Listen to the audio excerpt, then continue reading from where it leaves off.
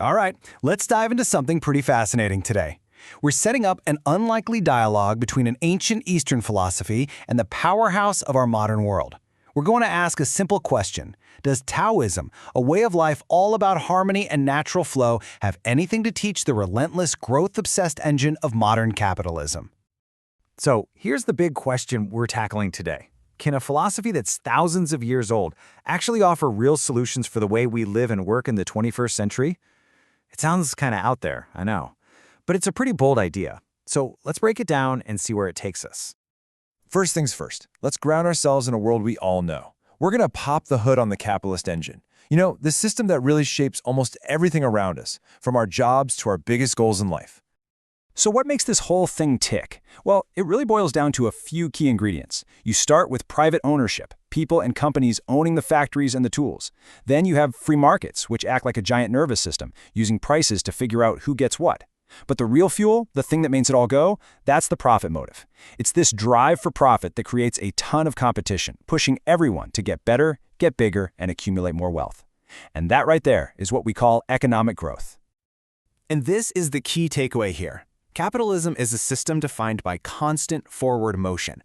It absolutely thrives on ambition, it sparks incredible innovation for sure, but it is fundamentally built on this idea of endless growth.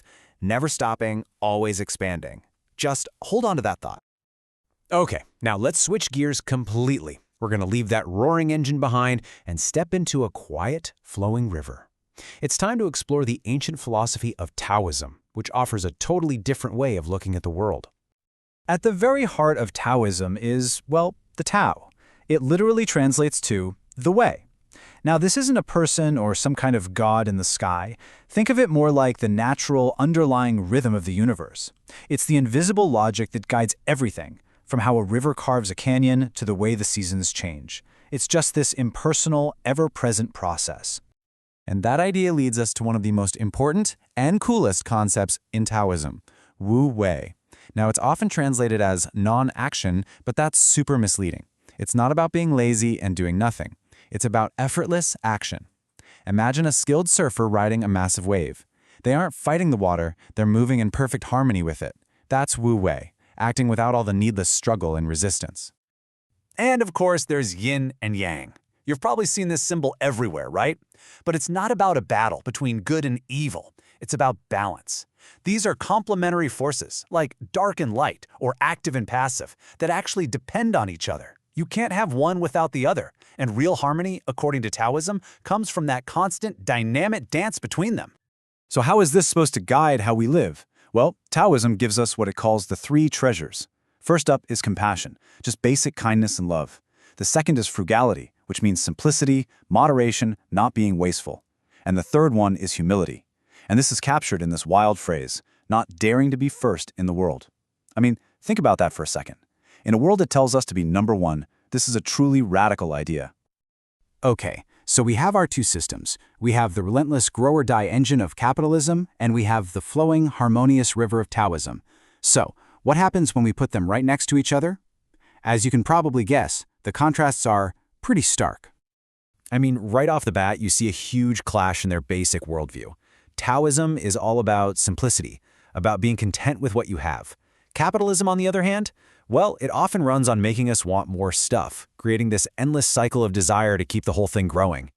And their whole approach to action is like night and day. Taoism values Wu Wei, that effortless, non-competitive flow. Capitalism is built on the exact opposite. It's all about competition, about being assertive, about winning market share and crushing your rivals. It's really the difference between flowing with the current and fighting your way upstream. And this difference in thinking has massive consequences for our planet. Taoism sees people as just one part of nature. We're in it, we have to respect it. But a purely profit-driven capitalism can sometimes see nature as just a warehouse of resources, something to be used and exploited for economic gain.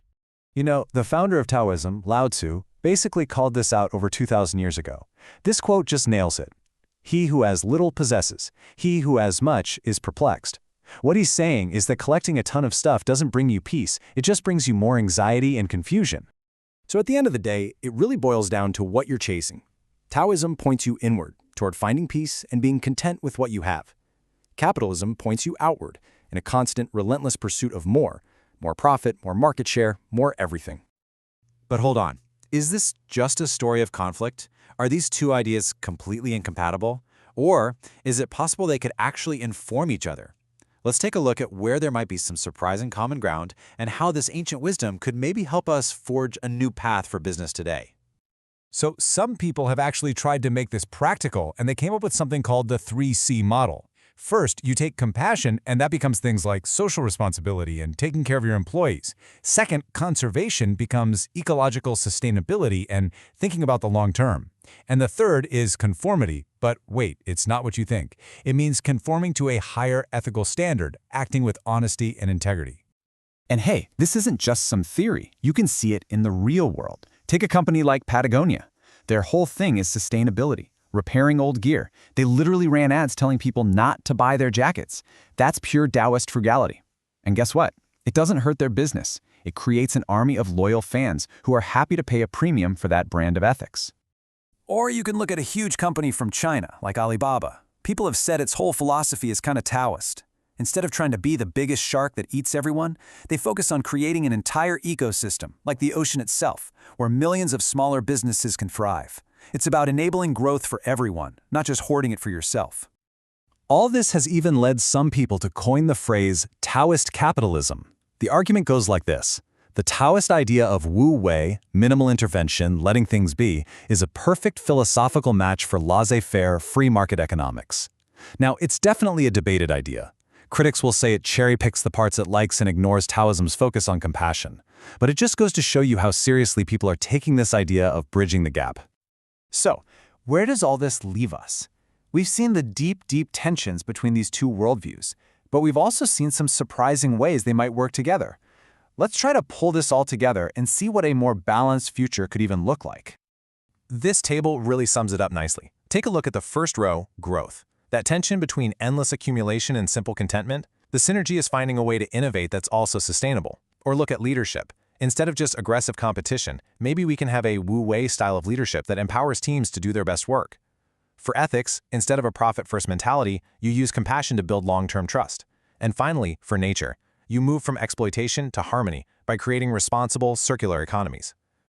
And that leaves us with one final, really big question. And this isn't just about big companies or abstract economic systems, it's about us.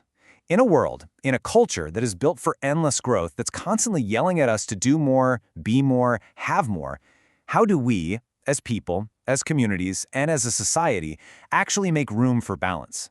How do we find a way to value harmony and simplicity? That, I think, is the challenge for all of us.